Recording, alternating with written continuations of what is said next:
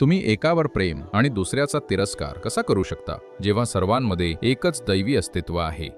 इथं ब्रसेल्समध्ये युरोपियन सरकार अपेक्षित आहे. राष्ट्रांचा एक गट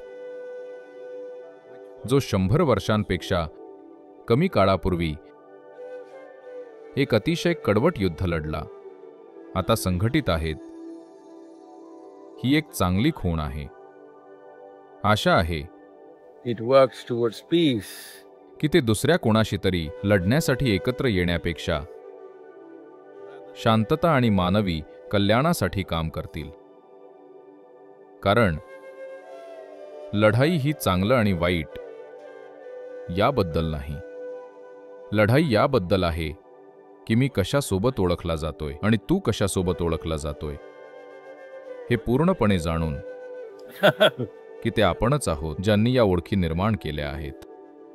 विशेषतः 21व्या शतकात जेव्हा तंत्रज्ञानाने सीमा सच्छिद्र केल्या आहेत. राष्ट्रीय सीमा,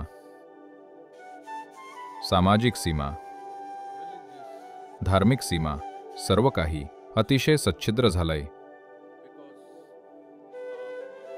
तंत्रज्ञानाच्या एकजुटीमुळे मला वाटतं की ती मानवी चेतनेची एकजूट हवी होती. पण तंत्रज्ञान मार्ग आखू शकतं. तर हा मूर्खपणा तयार करू नका की तुम्हाला कोण आवडतं आणि कोण नाही. तुम्ही कोणावर प्रेम आणि कोणाचा द्वेष करता. तुम्ही प्रेम बना.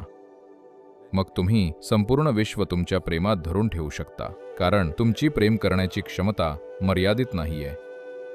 आणि ती कधीच मर्यादित असू नये की तुम्ही इतर लोकांबद्दल कसा विचार करता आणि अनुभवता त्या ओळखींमुळे.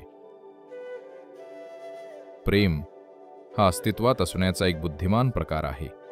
कारण तो तुम्हाला प्रसन्न आणि अद्भुतपणे छान ठेवतो.